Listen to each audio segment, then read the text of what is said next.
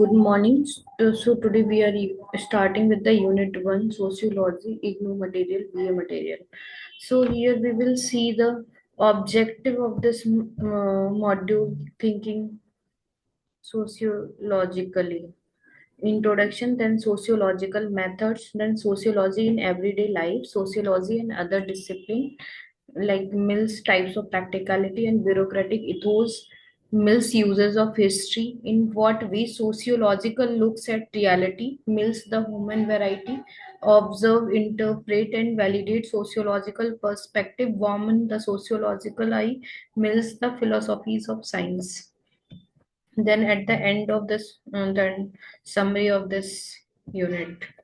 So, starting with the introduction part, in this unit, we will understand what is meant as a sociological perspective, how do sociologists observe and interpret the realities of everyday life. For a sociologist, this is our main concern. Various scholars have given their opinion about the way sociological perspective shapes our understanding of how social relations are formed and perpetuated. Scholars like Zygmunt Bauman view power as the key driver of social relationship. This we can use in our mains examination. Zygmunt Zygmunt Bauman view power as the key driver of social relationship. The various human categories and the action performed by them, what is otherwise understood as status and role in society, is informed by values that are both created and maintained by those who have power and the resources to propagate these values. The meanings acquired by object and things are informed by these power hierarchies. C.W. Mill studied American society and shown the society as self-contained. He shows how values and history shape our views. According to Mills, each society has its own way of imagining itself like the Americans thinks of themselves. As the word yet they also change under impact of sudden social changes. The sociological imagination helps in contextualizing historical aspects and gives meaning to the internal and external attributes of individual, how individuals daily experiences attribute a false consciousness of their social standing. In other words, what people imagine their society to be or themselves at its member is shaped through a long historical process that creates certain kind of values that then get embedded in the collective consciousness. These two scholars can be viewed as example of how a sociological perspective is in itself subject to a variety of scholarly understanding. There is no one marked way of saying that this is a sociological perspective. Some people like Bauman may emphasize the role played by power in shaping the understanding of how people shape their cognition of what constitute relationship and social positions, and others like Mills may look towards a historical shaping of cognition where values about society and and its relationship are shaped by history and the development of a socially constructed imagination. Thus, while Bauman is grounded in empirical reality, Mills is more abstract in his reasoning. So you can see the difference between Bauman as well as Mill's point of view. Sociological methods. Mills in the year 1959 concept of abstracted empiricism posits that empirical studies mostly follow a set pattern of collecting data with conventional style of collecting them, which then are codified. This is a much accepted style which is ritualistically adopted by almost everyone. The set rules of collecting data, analyzing them, codifying them, scaling them, and above all, the manner in which these data are manipulated is done in an unquestioningly set pattern. For example, most studies involving the collection and analysis of public opinion look into the aspect of how public opinion are mapped and collected as data, but they ignore the process of getting the idea or the process by which public opinion is formed. There is also an effort to mislead what is to be studied in the whole game of methods. However, Mill's work is limited by being confined to the United States only. His work attributes a certain character to the public that may be true only for America and remains Western centric. Certain key problems like class consciousness, false consciousness of conceptions of status of class have not been translated, adding to the problem of studying generalizing issues rather than looking into specific area of studies.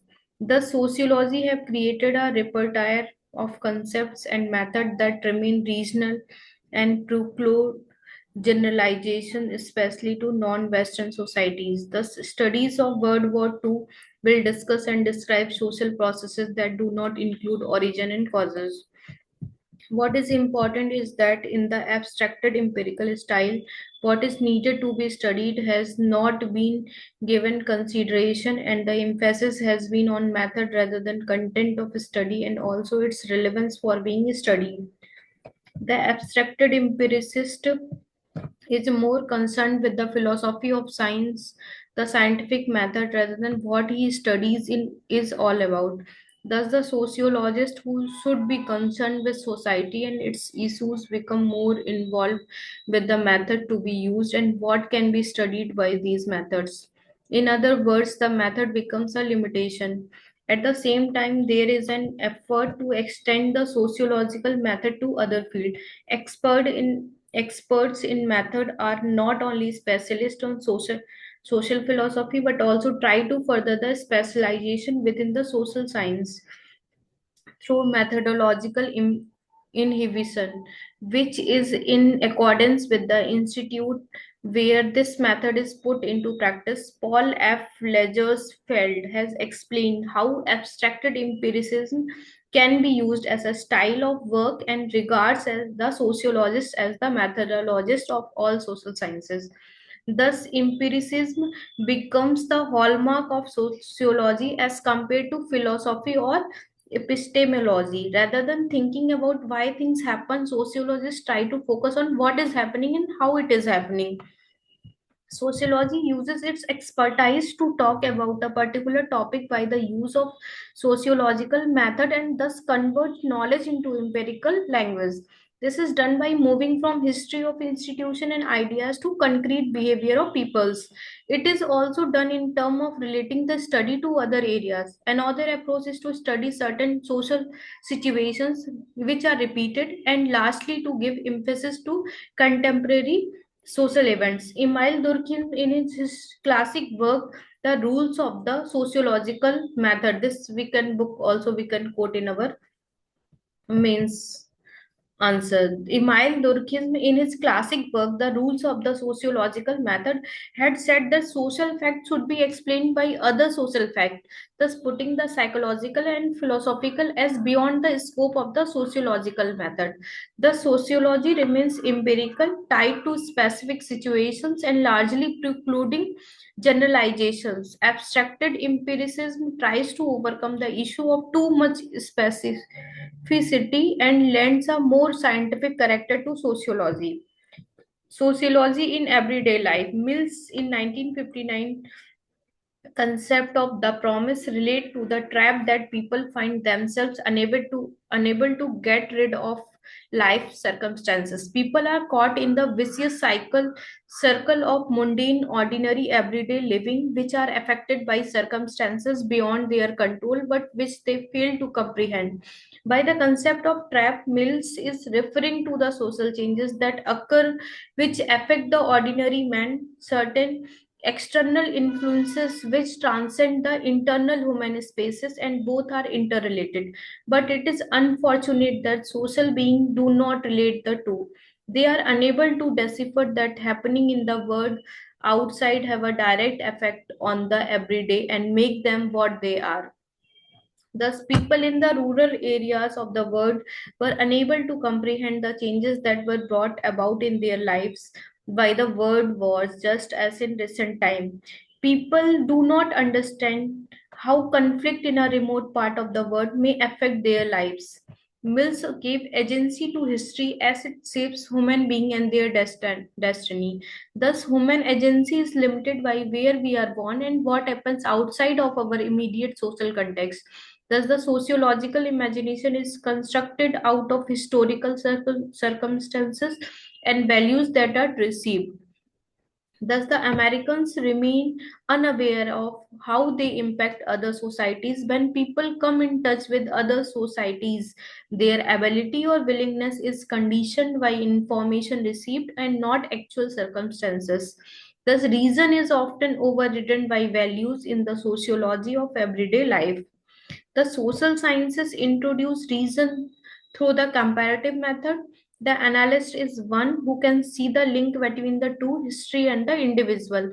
They enable the individual to understand his or her experiences in that particular period and calculate their chances in life by looking at other individuals in similar circumstances. Individuals' lives are connected to generations. They have a biography within a historical context. And a social person very much contributes to that society in which he or she lives. Though every person is being made and formed by the society and these events that shape it, the sociological perspective is able to see the widening aspect of these historical limits. There are certain questions that social analysts ask with regard to society, its component and their interrelations, their difference in the social order, how the society gets affected by the historical events, the social context of the different time period, and how men women are living in this period. The special ability of the sociologist is to connect the personal to the larger context, both historically and in the present circumstances. The work of the sociologist is to provide an explanation for the personal, like a particular social issue like dowry, to the larger context, historical and circumferential, that create and maintains it. And by the same analysis, the sociologist should be able to predict transformation as well. The sociology link personal, the structural, and beyond. Bauman in the 1990 writes on his concept of oneself with others in everyday life. The experiences of being free or unfree are something that we all wish to solve, as it continues to remain an enigma to almost all. The aspect of choices attached to the experience of being free or unfree links one to the ability to decide. As humans, we are always part of group, and the tension between the individual and the collective is an ongoing sociological concern. Sociological concept group: individual cannot function outside of the group, as they are born in one and are a social human because of it. The very process of being human is provided by the group that gives both identity and the means of existence through socialization. However, the individual also has a degree of discomfort as the group is also restraining. Thus, a social group is both an enabler and a constrainer. All social knowledge is acquired from the group and goes into the formation of individual with received values and conditions. Socialization: the group socializes the self so as to capable of living in society. It helps the individual to cope up with pressure and behave. The primary socializing agent enables the individual to develop the self intentions and expectation to choose the significant others from many who come his or her way. It also means that the individual is also excluding some while selecting the other. It also means that the group to which the individual align to from the many such group that exist, the reference group towing the line of the group, the normative reference group are those whom a social person follows, and they are there to rectify errors, but they are there effective only if a person gives any relevance to their pressure. There are also comparative reference group that form the periphery of social existence. In the secondary socialization, which is later phases of socialization that occurs in the life of an individual, it would be a partial shift from what the individual used to be to acquiring new skills and knowledge to keep oneself updated with the new changes that have come about in the life of the individual. However, the core of personality is usually formed by the primary socialization and remains more or less stable during a lifetime. In group and out group, an individual is the product of contribution many people, known and unknown, whose influence go in the making of person. With some people we interact, communicate, with whom we share a bond and intimacy. But there are others with whom we rarely meet. With the latter, we have a functional relations, and anything more than that with them would be an intrusion into private space. Thus, the introduction of maintaining distance emerges, one with whom a person is close, known, and the other with whom a person has only have a specific functional relation. Even in the groups, it depends as to the range of proximity, mental and physical. The sense of fellow feeling depend on individual to perceive others like themselves who have their own respective objective and goals. This we feeling come with empathy and commiseration which brings fellow human together. What then can bring the distinct difference in the we feeling? The difference in the attitude between us and them, we and they, in group and out group. What comes first to mind when we talk of in group is the family, solidarity, mutual confidence, and common bind. Is something that comes to our mind when we utter the word. All these attributes are characteristics of every member of the family. What follow is mutual help, protection, and friendship, which bring about as be feeling a community feeling which is home. It could be possible of not having pleasantness all the time, but it is that finally by the end of day we are together and it gives a feeling of security. The in-group is small, face-to-face, often a source of primary identity. It is characterized by generalized reciprocity or exchange where there is no measurement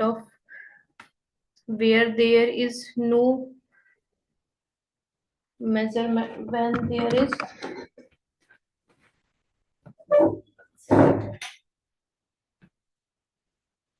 the in-group is a small, face-to-face, often a source of primary identity. It is characterized by generalized reciprocity or exchange where there is no measurement of what is given.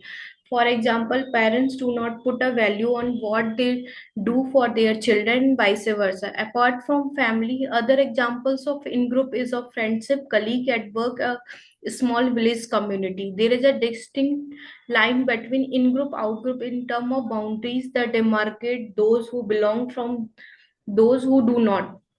Social group find it important to make their boundaries compact so that society can easily define people and classify them. Thus, group often define themselves on class, gender, and ethnic lines.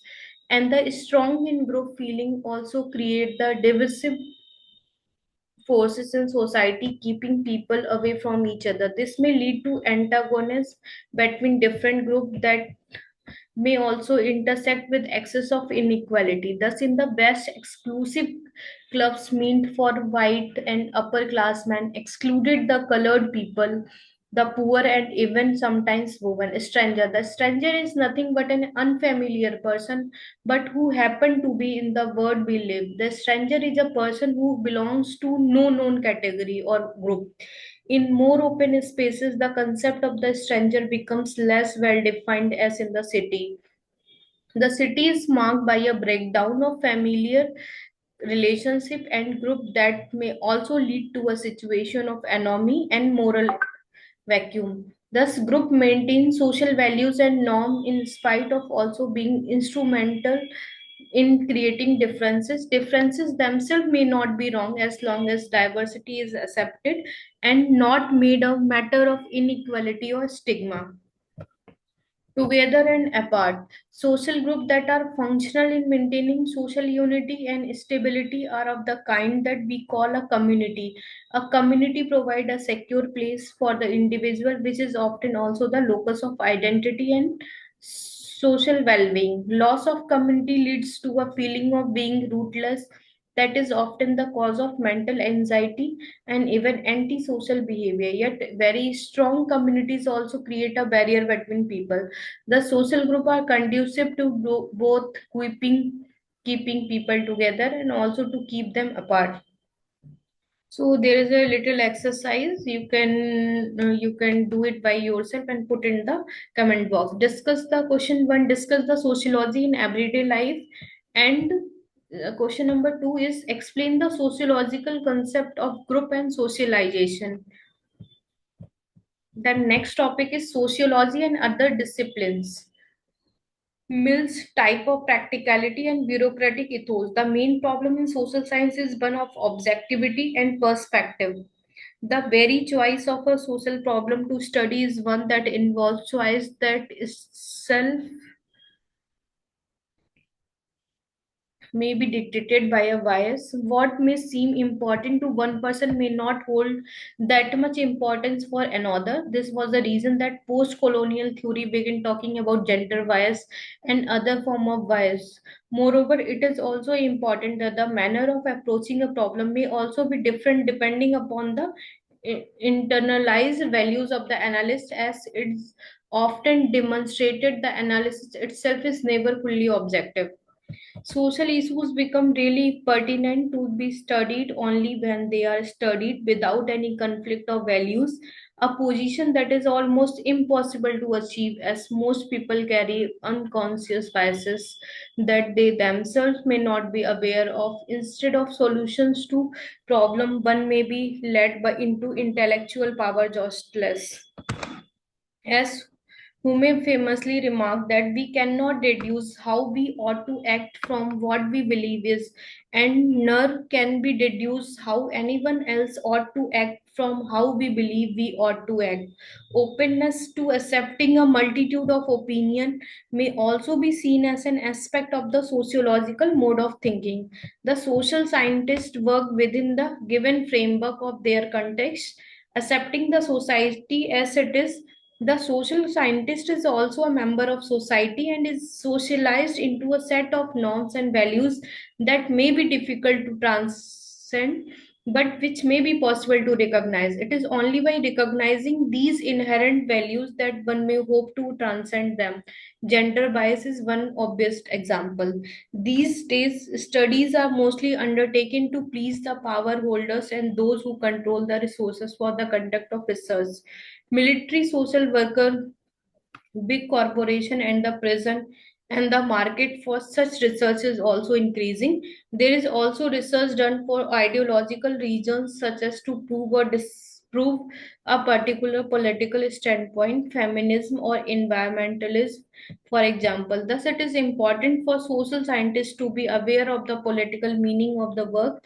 There is an explicit demand for ideological justifications as newer institutions have come about and older ones have lost their power mongering.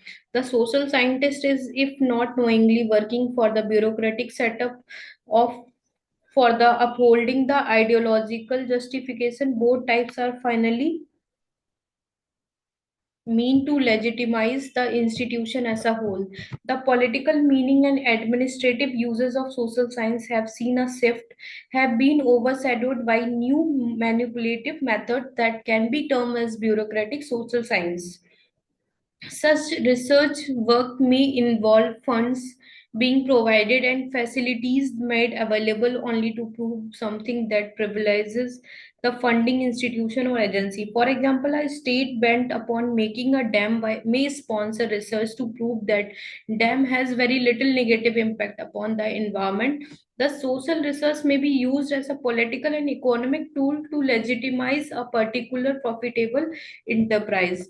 Applied sociologists are concerned about only what a specific client want to know, a shift from public to specific. Thus, the use of abstracted empirical research can be made of use if it is under an institution and which has funds to process it.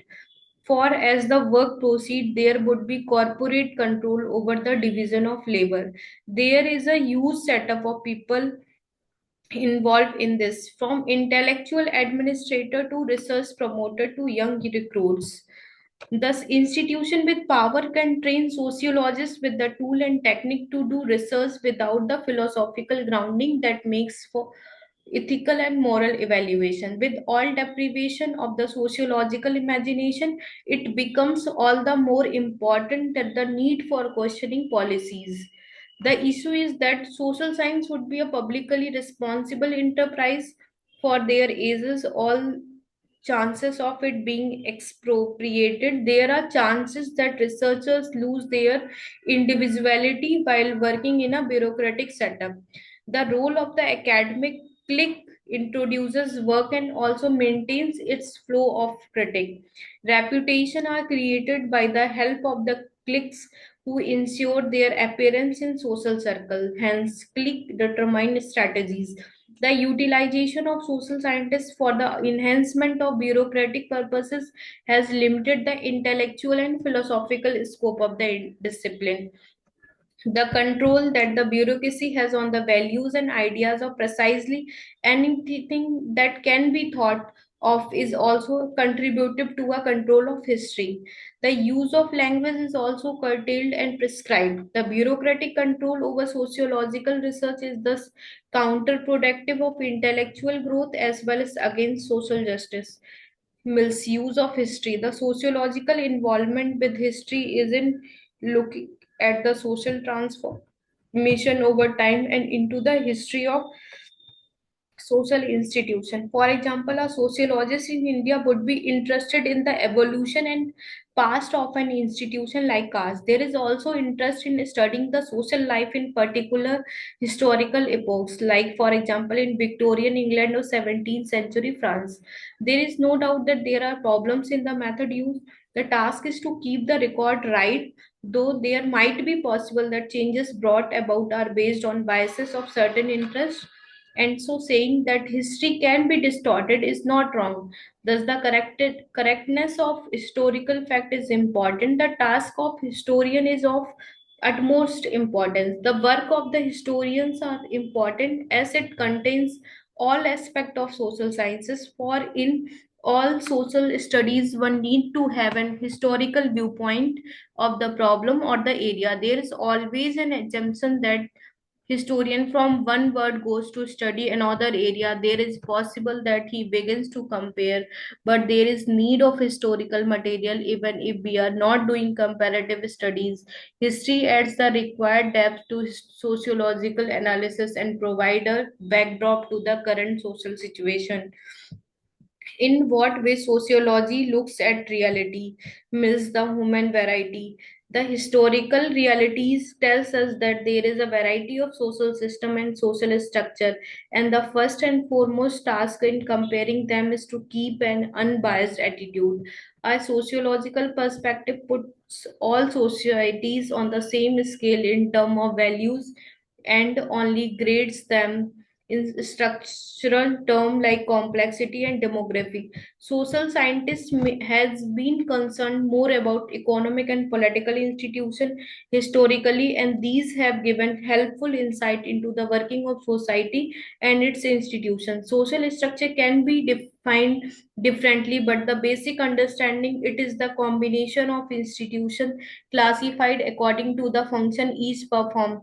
In contemporary terms, social structure is seen as a political state. The nation state dominates the word and life of every man. Contemporary sociology cannot extricate itself from the study of nation state and how the power of nation state permeates society. In studying society, sociologists also concur with the social anthropologist whose task is also to study society, economists to study social relationship, and contemporary economists are deeply embedded in the social relation and norms and values of society, thus have similar interests as sociologists. The political scientists also study society and its power relationship, and in contemporary time, there is a lot of convergence between sociology and political science. It is understood that the variety in social life has enabled the social scientists to divide the work.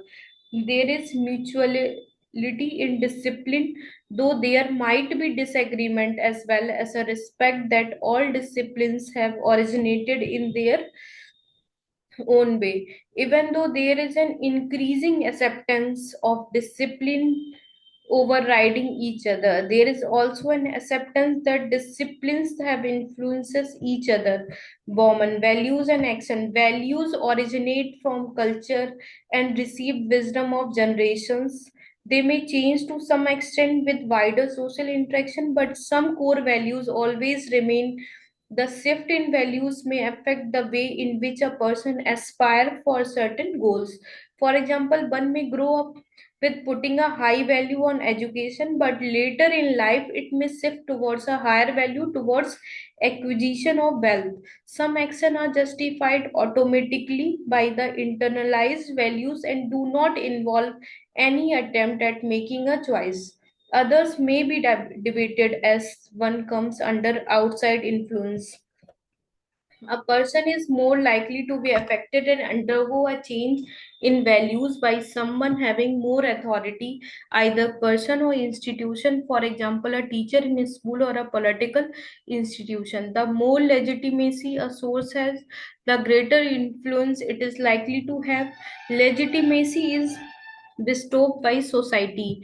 Traditional values hold a legitimization which is time tested. Traditions have a historical context and a text. Acceptance of such values hold more authority than the recent ones who have to prove themselves. And in times of changes, the former hold ground firmly. What is at stake is the defense required for new values to make place amid the traditional values. Person with charisma can only forge ahead with new values in comparison with ordinary people initiating something new and getting it accepted. The legitimate sources can change over time, such as change from religious preachers to television personalities. Thus, Max Weber has identified three types of authority: the traditional, the charismatic, and legal rational. The third type, the legal rational one, are those who have the legal rights and a rational and legitimate source to deliver their authority. For example, a person has to prove his or her ability to become a judge in a legal court, but once appointed, the opinion of judge has final authority. These three types are only analytical construct and the actual situation may easily overlap, producing different kinds of effect. Observe, interpret, and validate sociological perspective. Bauman, the sociological eye. The sociological eye is the proposition put forward by Bauman about developing a sense of analyzing what is going around us with a more critical and evaluative perspective. Once we develop a sociological perspective, we tend to get a more rational view of things that happen around us. Thus, supposing there are riots, then a sociological perspective would enable us to get to the root causes rather than assigning blame arbitrarily based on our biases. Like we will be able to identify causes such as economy and class rather than simply talk in terms of ethnic or racial characters. Thus, a sociological perspective enables us to get nearer to the truth. It can be summarized that sociology teaches us the art of life. It enables us to be rational as well predictive to some extent. The study of sociology is expected to be scientific as well as activities, and the product are basically useful to all. It also helps in complete understanding of the object under study. Mills, the philosophies of science. There is confusion regarding the relationship between science and social science, as the former is supposed to be objective and rigid in its procedure, and latter is supposed to be more open and liberal in its application. However, social analyst using the sociological imagination in the work has avoided any rigid procedures. Method has to do first of all with how to ask and answer question with some assurance that the answers are more or less durable. Theory has to do above all with paying close attention to the word one is using, especially their degree of generality and their logical relation. One who has mastered method and theory become a self-conscious thinker. For a classical social scientist, method are methods and theories are theories. They are not autonomous domain. First-hand information about the problem and situation is what makes a scientist a working social scientist. Scientist does not reflect on the theory and method used into their studies. There can be no shortcut understanding of methods or methodology. A sense of the problem and the desire to solve is what is required. There are also efforts in knowing advanced methods and scope of close interaction between method and work.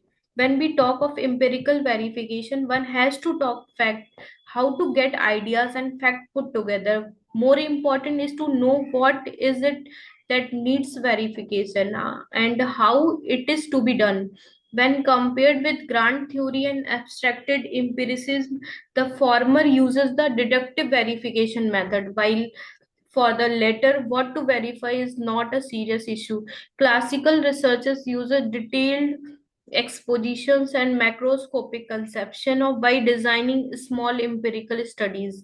Social studies have distinct method of approach, and it involves many people in creating them. Classical social sciences do not need microscopic studies or deduce concept. It is in the process of study that deduction as well as reformulation is done.